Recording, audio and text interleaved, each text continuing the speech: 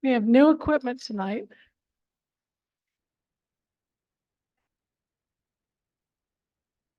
Membership table, can I get you to stop?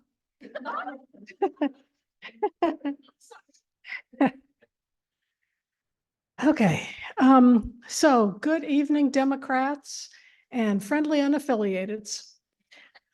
I'm Vicki Shea. I'm the chair of the Farrington Democratic Club. We are live in the gathering place, and we also have folks participating through Zoom. So just a few reminders, the usual reminders. Please turn off your cell phones. There's a certain bending at this time. During the question and answer period, please wait for the microphone to be brought to you so that everyone can hear. People think they're loud enough, but they're not for all of the ears that are in here and for the people on Zoom. So someone will bring you the microphone. And for the folks on Zoom, if you would type your questions into the chat, they'll be read out. And finally, if you are enjoying beverages in the gathering place, please don't throw out the heavy plastic cups for the wine. We wash them in the dishwasher and reuse them. And also the little bottles, if they're empty, can be recycled with the lid on them. So our speaker tonight is Rob Schofield, editor of North Carolina Newsline, which is a daily online news source about the issues we all care about: education, the environment, the courts, the North Carolina state government, to name just a few. Rob has followed all of this and more for almost 40 years as a journalist and a lawyer. He spoke to us last year and was so popular that the audience rousingly endorsed the suggestion that we ask him to come speak every year. So this is his turn. He's going to talk politics, policy, and elections this evening, and I think you'll be amazed at what he knows and what you'll learn. So please welcome Rob Schofield.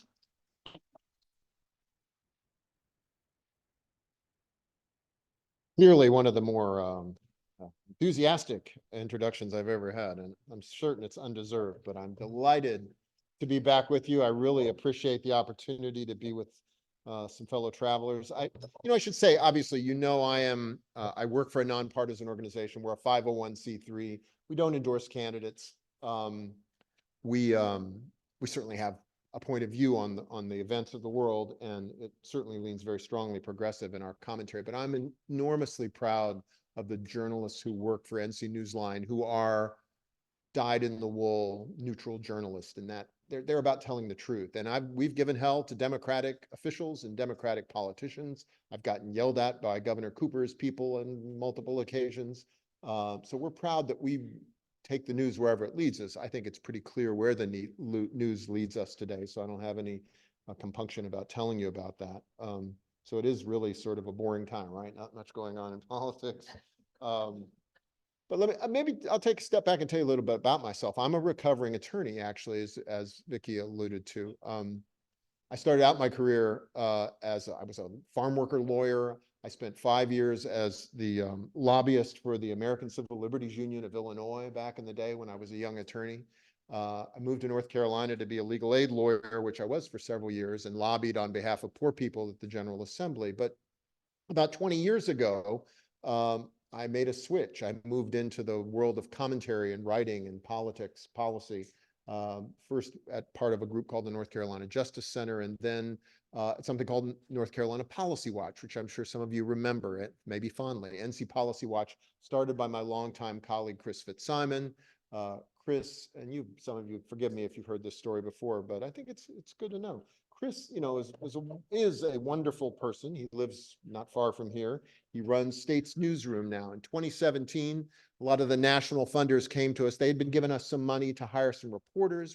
One of our reporters had sent a powerful Republican politician to federal prison. They were proud, you know, impressed with some of the reporting we'd done, actually exposing some skullduggery by Democrats as well. And they said, "This is great, Chris. Do this everywhere. Can you do this in every state?" And he was like, "Well, I don't know. That sounds like a big job," but they were serious. And so State's Newsroom was born, based in Chapel Hill, now in 40 states, with newsrooms based on the NC Policy Watch model. You can find them at statesnewsroom.com. They also have a national news website called newsfromthestates.com. You can check it out every day. All the headlines, all the news outlets like ours in 40 states, as well as they have arrangements with news outlets that are not officially part of State's Newsroom in the other 10 states. So the Texas Tribune, an outlet in California and Illinois, and they have a dynamite Washington, D.C. bureau that's really producing wonderful coverage of what's going on in Congress. So, I mean, it's a great source, and it's all free. There's no paywalls. We're proud that it's always going to remain that way. So it's an exciting thing that's happened. And so we were, for a long time, NC Policy Watch, a part of a group called the North Carolina Justice Center, which is an advocacy organization, which sometimes presented issues for us and for them. I was writing scathing columns about Phil Berger, and their lobbyists had to go to the legislature and ask for money for a cause. And by the same token, our reporters felt compromised at times by being part of an advocacy organization. There was some awkwardness, and it really was not a good fit. And so because State's Newsroom and our outlet had moved completely into the news end of things, along with progressive commentary, we became a part of State's Newsroom last March, and we changed our name from NC Policy Watch to NCNewsline, but we're still doing a lot of the same stuff. On the commentary side, which is what in addition to being the editor and sort of trying to help our reporters find the stories and put them together, I also am lucky enough to have Jesse Helms' old job, which is kind of cool, because as some of you may recall, Jesse Helms came to infamy or fame in North Carolina doing the commentary on the WRAL Channel 5 news back in the day.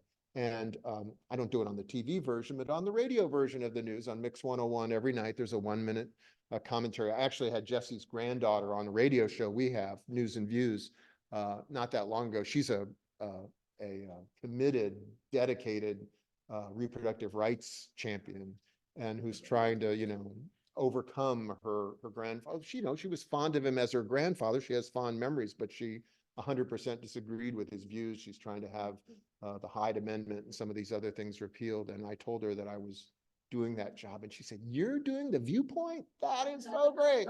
I'm so glad."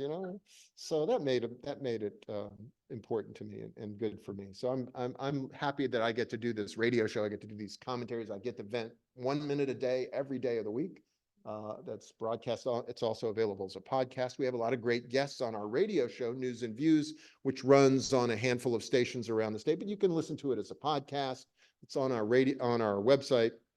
Last week, the Secretary of Labor was in North Carolina to tout the Biden administration's investments in workforce development, and we got a hold of her, and I had her on the radio show. So you never know.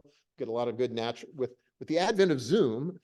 Things have changed. We used to do our radio show in a nice warm studio. Now everything I'm interviewing people all over the country, from the comfort of my office. It's pretty cool. So that's an exciting chapter in the development of NCNewsline, and we're really proud of our team. We have a great team of reporters, although we're having some change right now.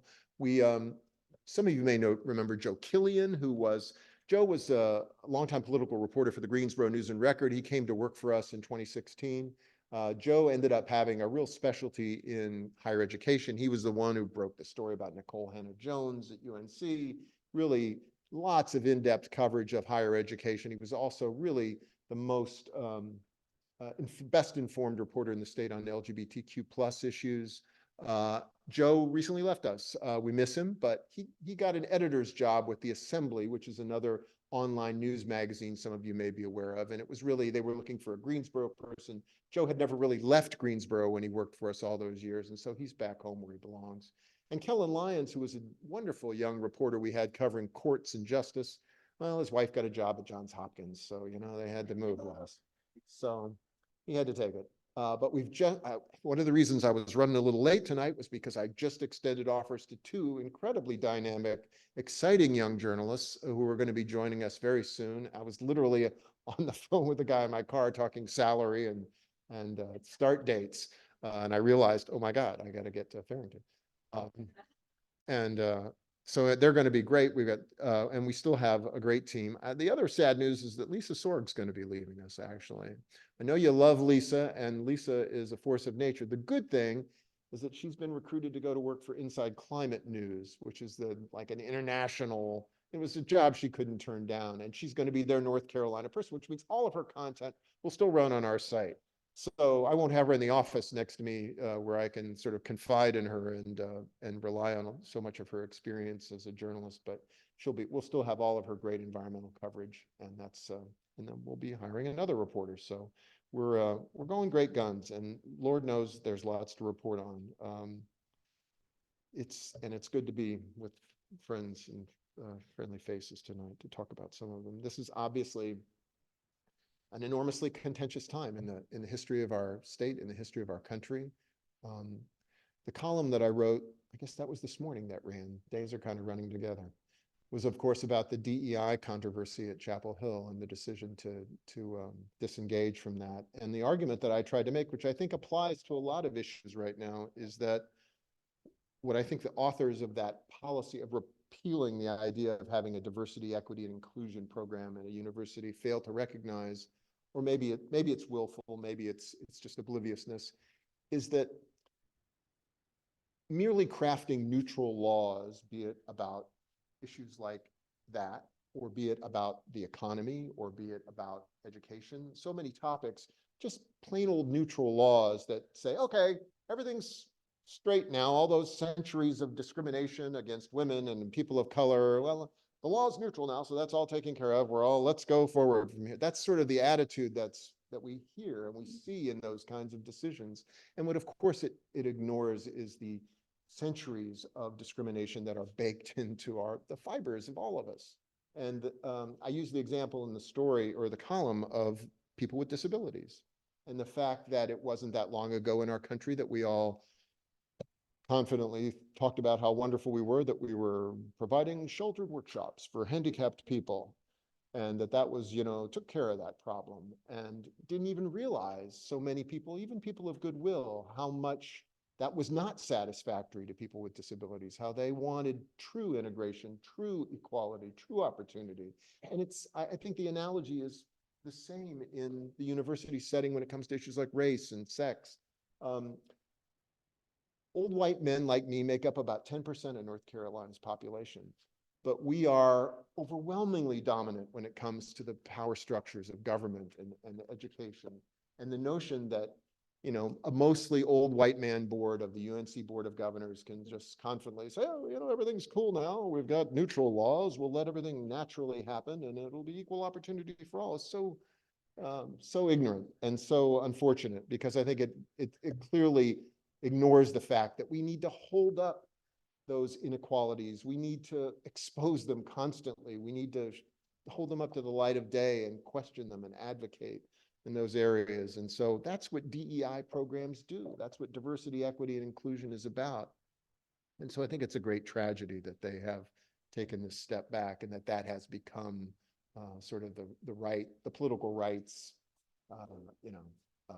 whipping boy, as it were, here for the politics of 2024.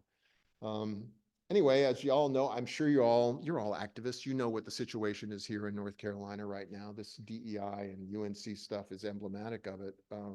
We're in a rather bizarre situation because I believe deep down North Carolina remains a deeply purple state. It may shade slightly red, and I'm old enough to remember when red was the good color, but there are 170 members in our legislature. It should be basically a 50-50 state, but because of the incredible success of gerrymandering, the perfection of gerrymandering, if you will, that the Republicans have implemented over the last, gosh, now close to 13 years, they have succeeded in creating these baked-in supermajorities for themselves, or right on the edge of a supermajority. So right now we have precise supermajorities in both the Senate, it's 30-20, and in the House, 72-48. Some of you probably remember the story of Tricia Cotham, the Charlotte legislator who tipped the balance with her rather remarkable transition, sudden and some would say incredibly dishonest. And we've seen, of course, a similar takeover of our state court system. Again, not representative of where the state is, I think, is a divided 50-50 state, but because of the success of huge infusions of dark money, winning a state Supreme Court election by 400 votes a few years back, it's the state Supreme Court and the Court of Appeals very solidly in not just Republican hands, but in very sort of MAGA, deeply right hands. And indeed, that's what we see in the General Assembly. I mean, I think we're all acutely aware that, I used to debate this woman, Becky Gray from the John Locke Foundation. We used to have that segment on WUNC, and I would say to her, I would say that everybody's kind of moved right in America over the last 50 years. She would say, Rob, I realize it's real conservative on the Republican side, but the Democrats are socialists and liberals. And no, I don't think so. I'm old enough to remember when the debate topic when I was in high school was resolved. The oil companies should be nationalized to be made part of the United States government. I mean, we don't talk about anything like that. We don't talk, there was never, when we were young, we didn't talk about everybody having a handgun and public schools being privatized because of the epithet that they are government schools. So I would argue that the pendulum has swung a lot to the right, and there aren't that many. I mean, there are Democrats making liberal progressive arguments, but it's not anywhere near how far things have gone on the right. So we see this playing out, of course, in the General Assembly with, the list of issues in which the political right has, over the last few years. I think I told this story last time when Chris and we were sitting down after the 2011 session, after the Republicans had finally taken control of the General Assembly after the 2010 election. They'd had their first time at having a go at it in Raleigh in 2011. And we sat down and we both said, geez, okay, I'm glad they got that out of their system. There can't be much more they want to do. But of course, they were just getting started. They've gone so far. We have, of course, the draconian restrictions on reproductive freedom. We have regressive tax cuts and systemic disinvestment in public structures. Think about this number. Historically, in North Carolina, over the last half century, we've invested about, prior to the Republican leadership, around 6 to 7% of our total state income in state and local government spending. So think of it that way. We've got this universe of money that represents our total state income. Here's how much we devote to public structures and systems, around 6 to 7%. It's right around 4.5% now. So basically it's been cut by 30 to 40%. Think of how many billions of dollars. And we just left things where they were at the beginning of the century when North Carolina was #1 in Site Selection magazine for new businesses. Think of how much money we would have to have invested in our public education system, which has fallen to the bottom of the country, in our environment where we're not even allowed to talk about certain topics like climate change and sea level rise.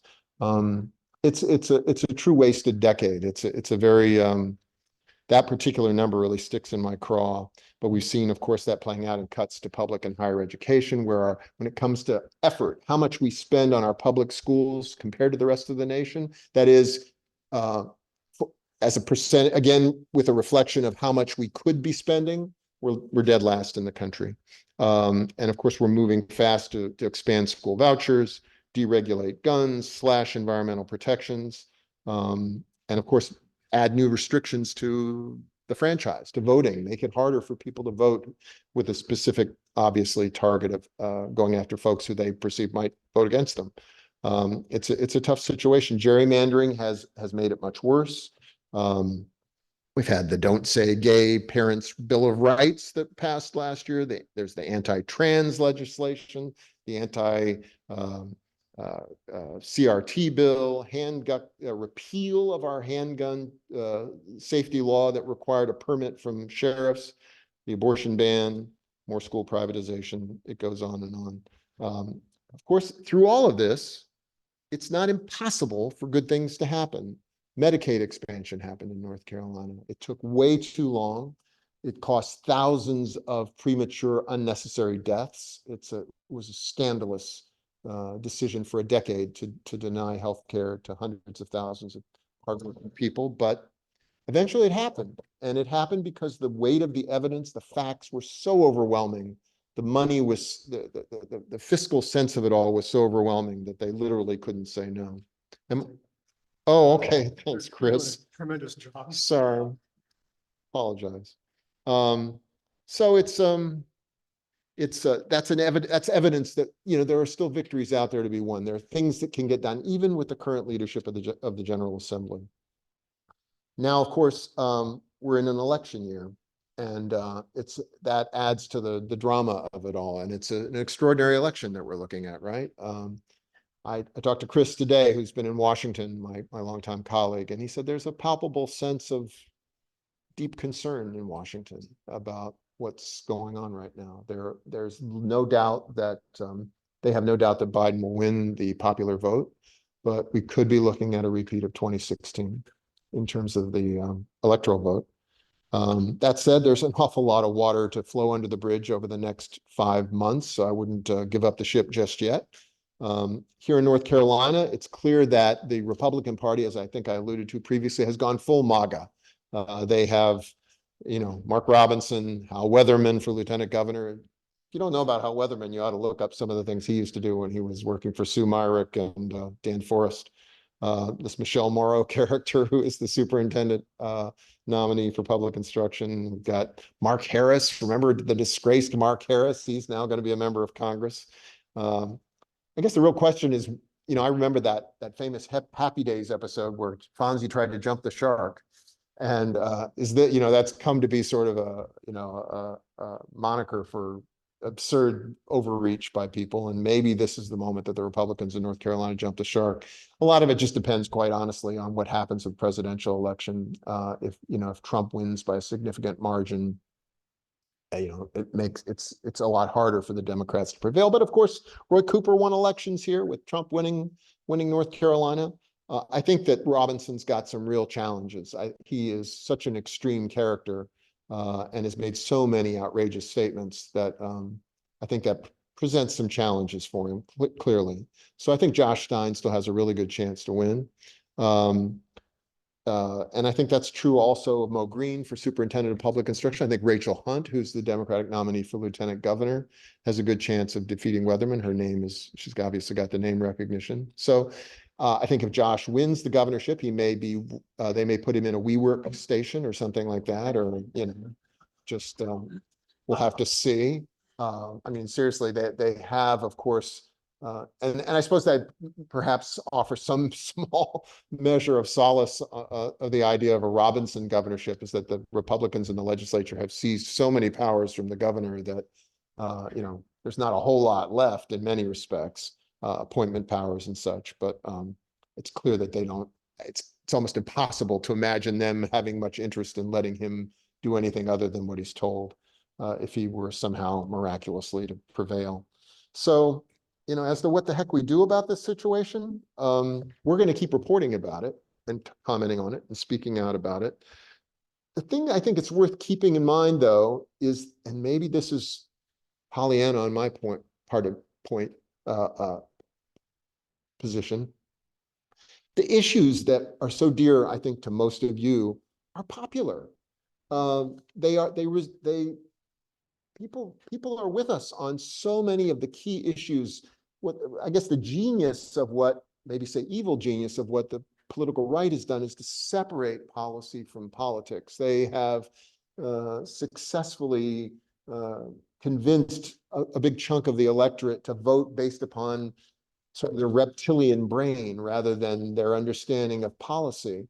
So if you go down the list of issues, reproductive freedom, if we had a an initiative, ballot initiative in the state, there's not the slightest doubt that abortion rights would be voted in by a significant margin. The climate emergency, people understand that's happening now. It's real.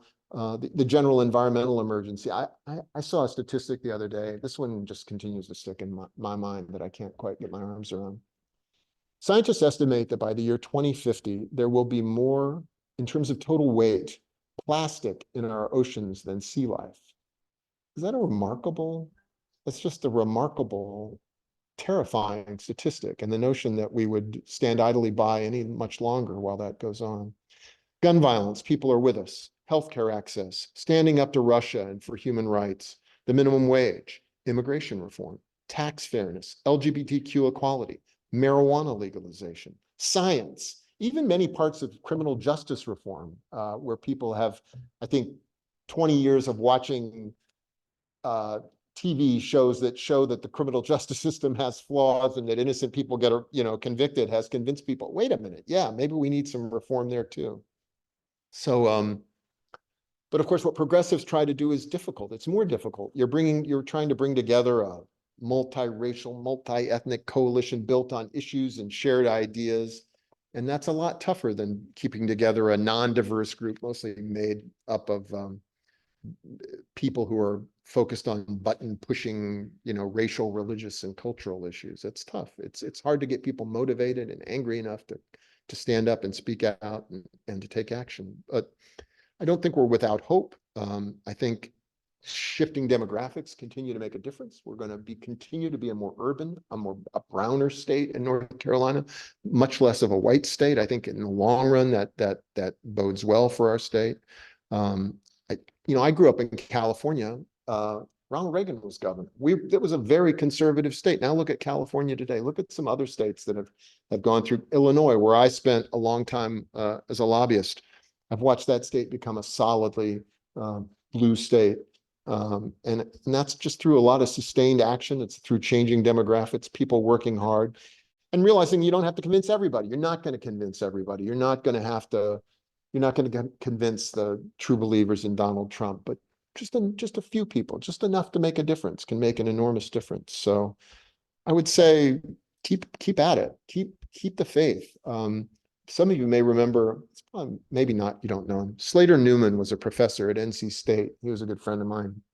He died a few years ago. He was one of the founders of the ACLU of North Carolina, just a wonderful soul. And one day, he and another fellow Cy King, who were sort of Raleigh iconic liberals, were sitting out in front of the post office on Human Rights Day. And it was cold. It was December 10th. They had their signs out. And it wasn't a very high energy thing, but I came by, I was out to lunch, and I said, Slater, what do you think? Do you think it's really worth it? And he just said, Rob, just think how much worse it would be if we weren't out here and we weren't doing this. He had a very thick Boston accent. I can't quite do it justice, but he was right. We wouldn't have Medicaid expansion if people hadn't been raising hell. Things would be worse. The abortion ban would be total. It wouldn't be 12 weeks.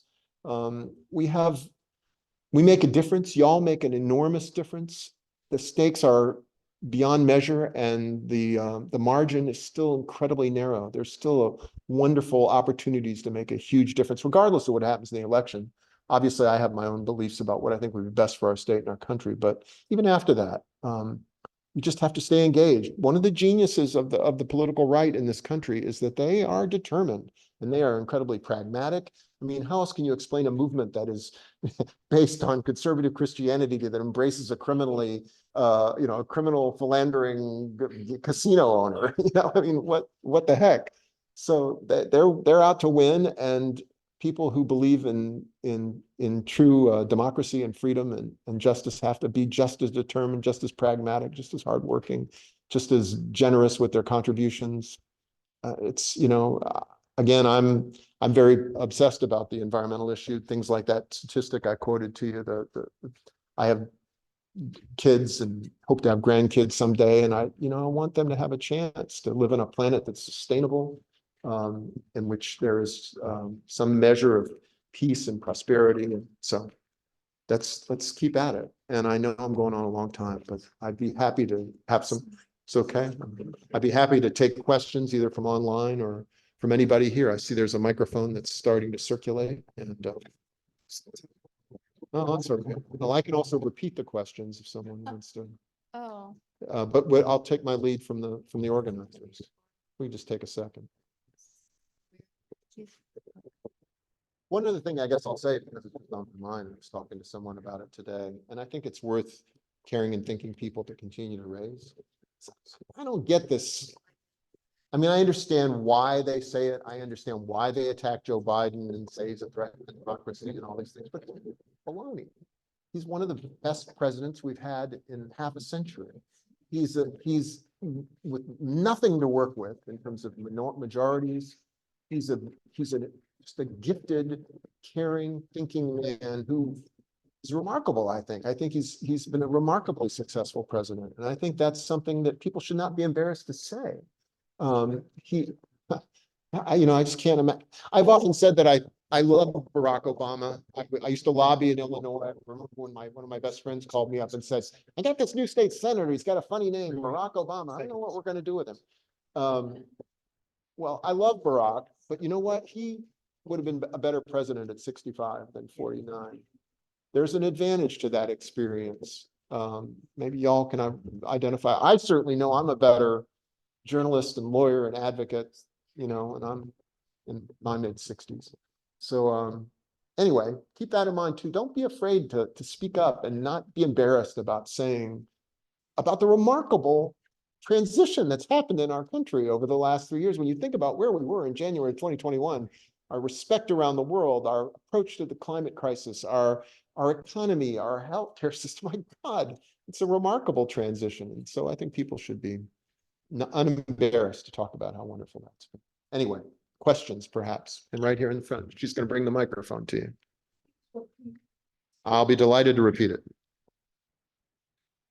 so in this state, my understanding is that the largest affiliation is unaffiliated. Right. And I just have the sense, and I know some who are liberal leaning, but just not happy with Joe Biden. Yeah. And I keep thinking, I know how the Republicans are going to vote. Yeah. That's not what's going to kill us here. But Yeah. I've started doing some canvassing, and people seem, and only to Democrats, Yeah. and people seem completely unmotivated Yeah. to go out. And if they're unmotivated to go out, how do we fight it? Yeah, it's a vexing problem. The problem is how do we cope with the fact that so many people, even Democrats, espouse a lack of enthusiasm for President Biden? I don't know. I mean, I think we speak the truth. I think we have faith that there's a long time to go, that there's a lot of opportunities for Donald Trump to say stupid things. It's pretty much a daily occurrence.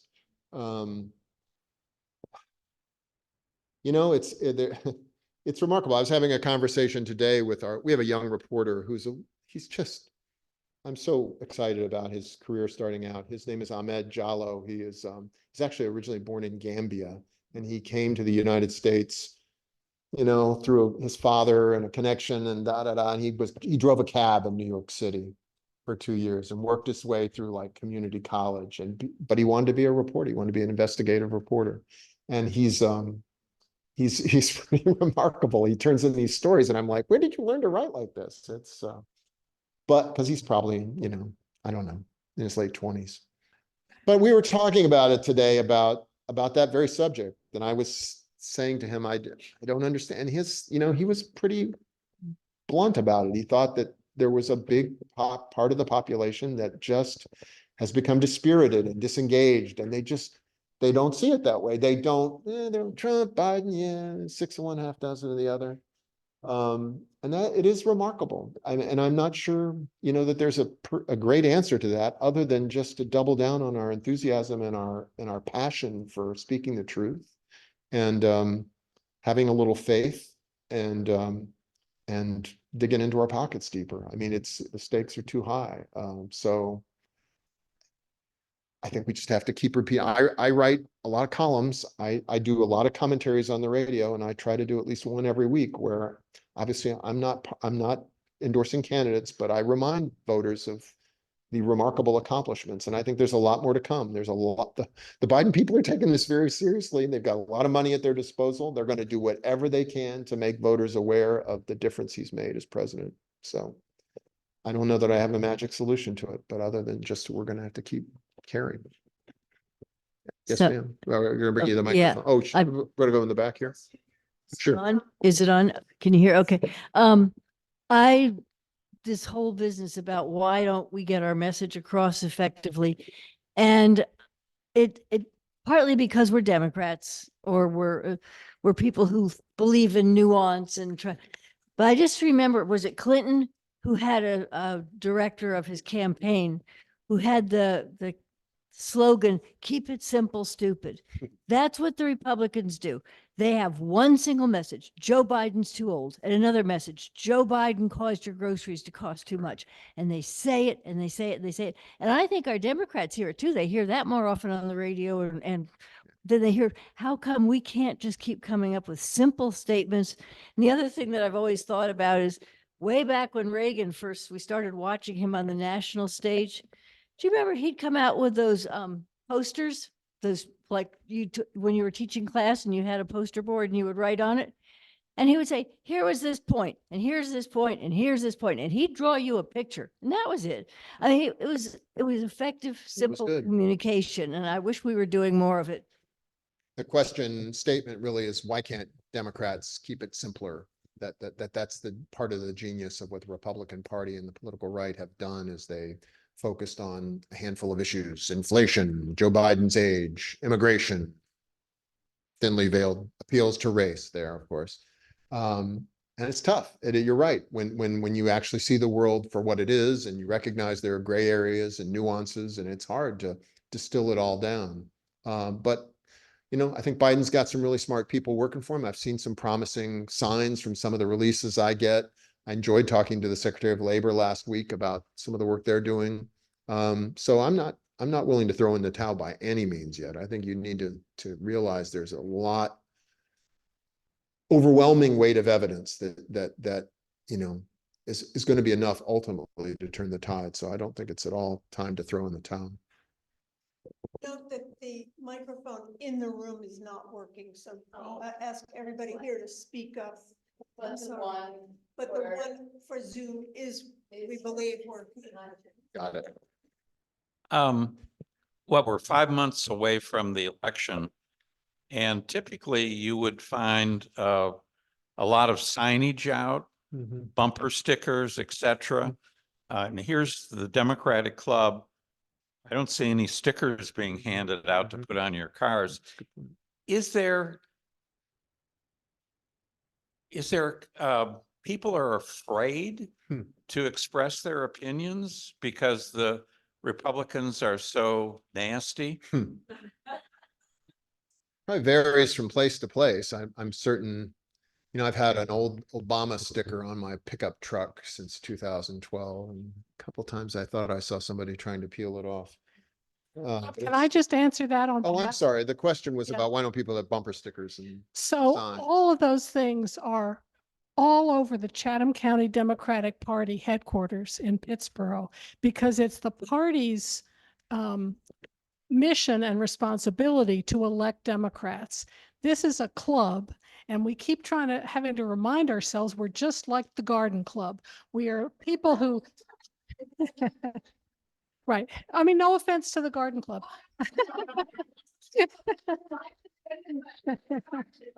Yeah, right. Well, we see our mission as being bringing people together, bringing them information, steering them towards the groups whose work is activism. So if you go on our website, there are hyperlinks not only to the state party and the county party, but also to all kinds of nonprofits who are also working in the same sphere. So the ACLU and Common Cause and Democracy North Carolina and the NAACP and all kinds of other groups who are pushing specific policies, and the party is the one. I mean, that's just how the division is. That party is full of stickers. They're going to be getting the signs. They're having events for the candidates. That's what they do. So, I mean, you might not agree with that, but that's how it currently is.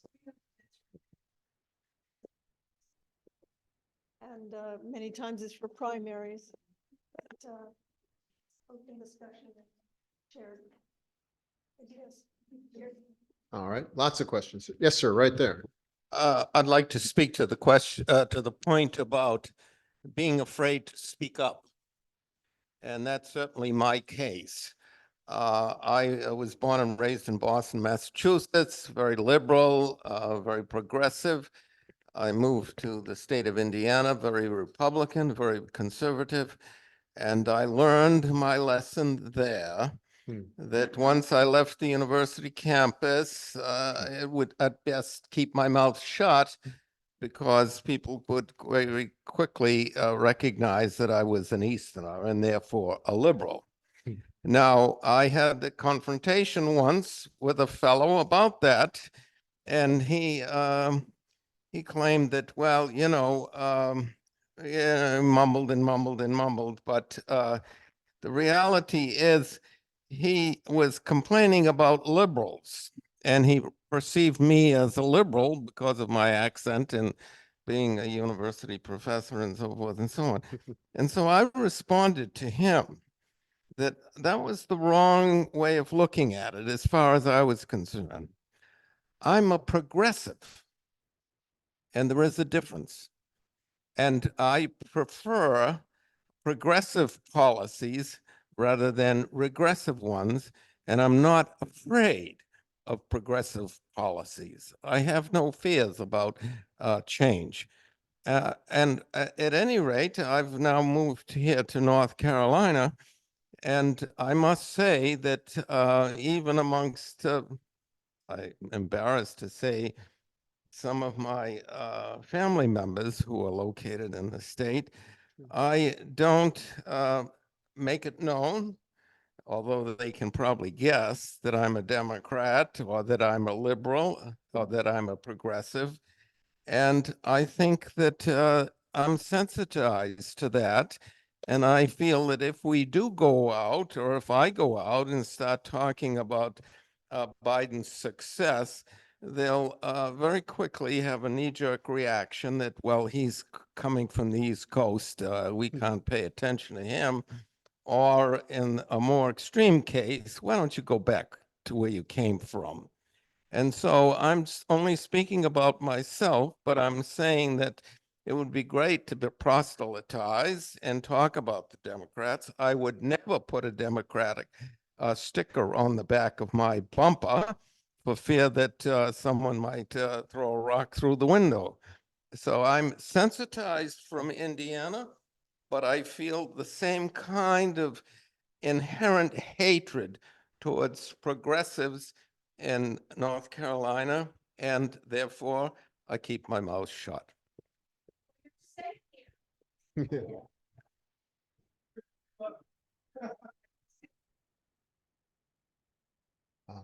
She's got the mic. I'll just defer to her. Yes, sir.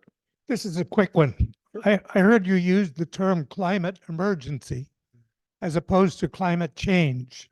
I applaud you. Please help me to promote the term climate crisis versus climate change in your commentaries. Thank you. Yeah, we do. We we use these tags on our stories to get pickup on social media, and we use both climate crisis and climate emergency. I kind of use them interchangeably, but I think they're tragically right on the mark. Yes, ma'am. Okay, so first of all, yes, I think Biden needs to get out there and talk more about the positive things he's done. And I agree with you about the record. He needs to have the record put out there often and more of it. But my question is more about young people. Yeah. I think that was a issue in 2016 with Hillary Clinton. Not enough young people showed up at the polls. Have you got any pulse on the state and maybe federally too? Yeah. What our young people are thinking, and do you think will they make a difference? Because I see that's where I put my hope. Yeah. I did in 2016 and was highly disappointed. Yeah. And just wondering if we're in for the same, or are It's they? so fickle, right? I mean, Yeah. 2022, 2018, we watched surprising positive turnouts. There was a lot of pessimism about the 2022 election, but as you'll recall, it ended up going pretty well. So I don't think all hope is lost there, but it's a real challenge, and I think it's part of the game plan for. There's a reason they're defunding public education, right? I mean, that they're dumbing it down, that they want to siphon off young people into voucher schools and religious schools. It's about taking away our civic education, our civic engagement, and making our young people cynical. And it's worked to a certain extent, but I don't think we're there yet where it's a lost cause. So yeah, that's another one of the things. It's going to be a really fun, when they write the postmortems on elections, there's all these, they'll have all these oh, we didn't see that coming. We didn't see that happening. So there's a lot of stuff we still don't know how it's going to break, but there's so many of these issues like climate, like reproductive freedom, that it's hard to imagine that young people, and by young people, I mean, probably younger than 40, are willing to just let that go away, just surrender on that. So I cling to optimism there on that front. And again, the microphones, I'm just following the microphone. You guys can wave at her. I just moved back here from, speak up. I'll repeat it. Oh, sorry, I moved back to North Carolina. I was a journalist here in the 60s. And I was just curious, are there any restrictions in Farrington about signs in your yard? Question is, are there that's restrictions really- about signs in Farrington? So I have a Ukrainian flag outside, but no one said it. Let her use get you the microphone there. Sorry, the only restrictions in Farrington, the only restrictions on signs in Farrington are there can be no commercial signs. No commercials. So for example, I have in front of my house a sign concerning how Black Lives Matter. The board said, you can't do that. And I said, yes, I can. And they said, yes, you can. And the state says that you can put up election signs wherever you are. I believe it's 45 days before. I got you covered, Vicky. Right. 45 days before and 7 days after, you can have your sign up.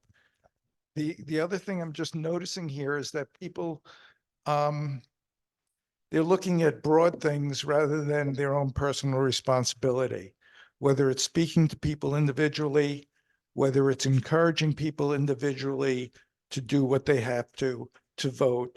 Yes.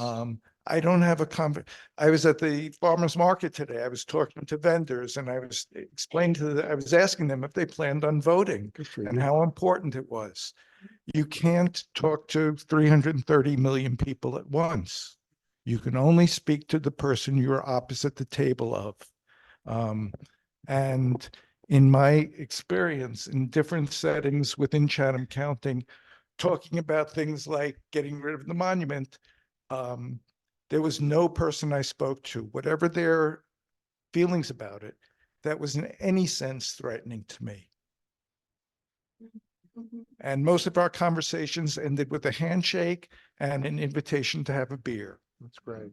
It's very inspiring. Yes, I think projecting an image of optimism and willingness to listen and engage people, critical. And it looks like Howard knows how to do it. I would truly recommend replacing one 7-letter word with an older 7-letter word, weather. Not climate, weather. Climate is, you immediately start to go down a rabbit hole. Weather. Anyway, I wanted to go back to local politics and local elections. And could you speak you know, and we don't have much time, obviously, but for example, if there's one that you think is particularly, or two that you think are particularly important and kind of in the balance, et cetera, but you know, local elections, how to make a difference. Local elections like counties, I'm not sure I can. I mean, for instance, the North Carolina, we're asking about elections that will make a big difference. I would say courts are widely and to their detriment neglected by progressives. Allison Riggs is running to stay on the North Carolina Supreme Court. She is a dynamic lawyer with a history of being a wonderful civil rights attorney. She is a bright, shining, up and coming star, and she's on the ballot. And she's got a very serious challenge and this is on a court that's already 5-2 Republicans. So it would be 6-1 Republicans if she is defeated. So I think the courts that's been really an Achilles heel, the loss of Sherry Beasley losing to Paul Newby by 400 votes a few years back, and some of the other races that have gone very close. So that's why gerrymandering is going on now in North Carolina. That's why we're repealing the Leandro ruling that had guaranteed adequate funding for our schools. It's why we're literally just repealing decisions months after they were made by the previous Democratic majority. So it's the courts, I would say, be an area to focus a little attention. We have a question here. Yes, sir. So last week I went to the Republican Club here in Farrington. Rod Serling was actually the opening speaker. He did warn me I was entering the twilight zone. I was hoping to see maybe a conservative with a brain. You know, I do know some, but there were none there. And you should be optimistic, because I'm involved with canvassing in 3 elections so far here. And when I see the crowd of people oh yeah, are you hearing me? When I see the crowd of people who are doing the canvassing, it went from like 10 to 15 to like 40 or 50 people this year. There is a tremendous swell of activity and people trying to get the word out. And you're right, one person at a time at their door is the most effective way of getting your point across. So it's an organization called Neighbors on Call. If you want to get involved, find out Neighbors on Call, and also county to county. They do phone banking. And the Chatham County Party, yes, I canvass for them too. Orange County as well. And just get out there and do something. You can write postcards, whatever it is. Just get up and do it, because now is the time. And you'll feel better, even if, you always feel better after you do something, less paralyzed. You're doing the Lord's work. Yes, sir. Yeah, hi, everyone. I'm young enough and old enough to remember those commentaries by Jesse Helms. And also old enough to remember the very sharp hearings of a very infamous senator from North Carolina, Sam Ervin. Yeah. And I think in that same grain of Sam Ervin, who speaks of integrity and passion and energy, and that investigative, spot of him, we could all lean into some of that, maybe. I don't know. But in reference to, I have a 2-part question. One is, I was listening to NPR, and they were talking about the feel-good piece of where the Americans are in a gauge of a poll, the feel-good of the country. In other words, the price of eggs, the price of gas, the economy. And I might remind, I guess, news organizations to look at the prices that were there 4 years ago, 3 years ago, and especially at, where the country was at January 6th. So I think it's a 2-part piece. Yeah, where we are now, but where were we? And I think we need to remember where our country was. I think this is has to be the motivation factor. We're talking about what's going to be the energy factor. And the second part of my question is, how do we energize the 4 key groups, as it's been referenced just now, the youth, African Americans, Asian Americans, and the Latinos. And the messaging that there's coming on those 2 last groups, the Latinos, I don't get it. I don't get it. how is it that Trump is bound up with these folks? And also in reference to the Asian Americans, how is the messaging being missed there? And I just ask you to lean on that. Yeah, I mean, it's not for lack of trying by the Biden people. I'm a subscriber to, I get press releases from the Biden campaign and from the White House, 100 a day, maybe. I mean, well, some of them are like, the president is speaking in Philadelphia. Here are the, updates from the pool reporter. In fact, some of our reporters have been the pool reporters at some of these appearances.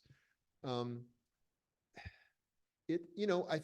mistake we sometimes make is we assume, of course, that all immigrant groups are monolithic. I mean, you go to other countries and there are right-wing oligarchs and, in lots of Latin American countries and lots of people who are in the top 1% who have no interest in true democracy or in certainly not in economic justice. So it's not as if, they're only going to respond to issues that are about immigration or issues that are about race. People have lots of motivations, but I think actually the Biden people are doing a really good job of collecting endorsements from the right people, the right spokespeople.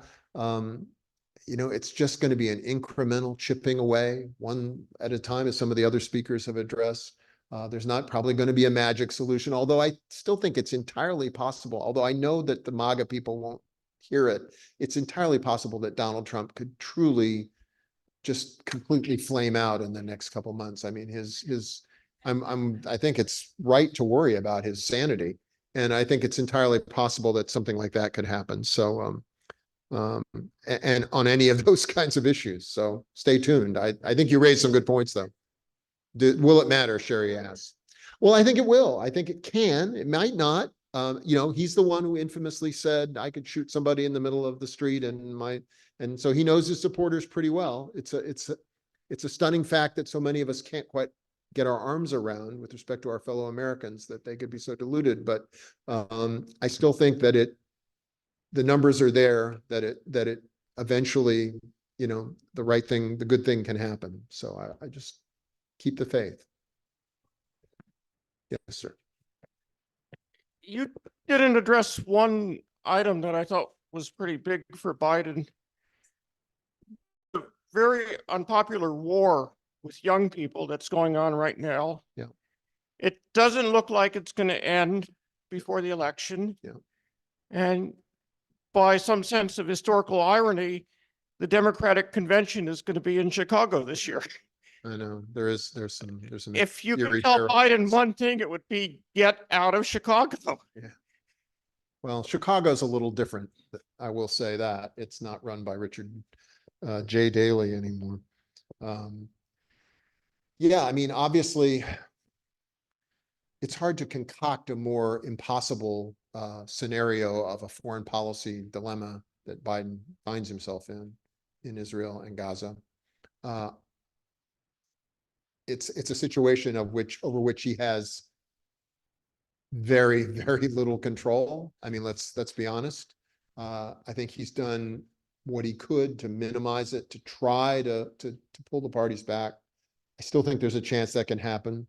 I was also informed today by a contact that there's growing awareness that both Russia and China are pulling out the stops for Trump now. And that's something to be acutely aware of, particularly Russia, but China too, to a surprising extent, because of his, I guess, affinity for oligarchy and dictatorships.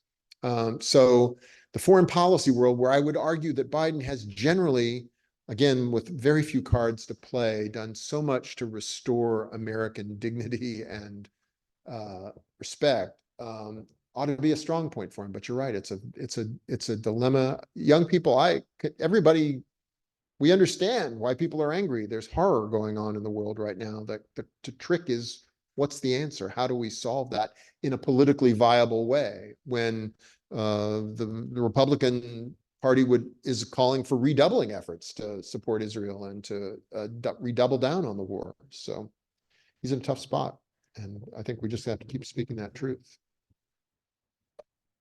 Any others? You guys are great. Thank you for putting up with me. It's my pleasure.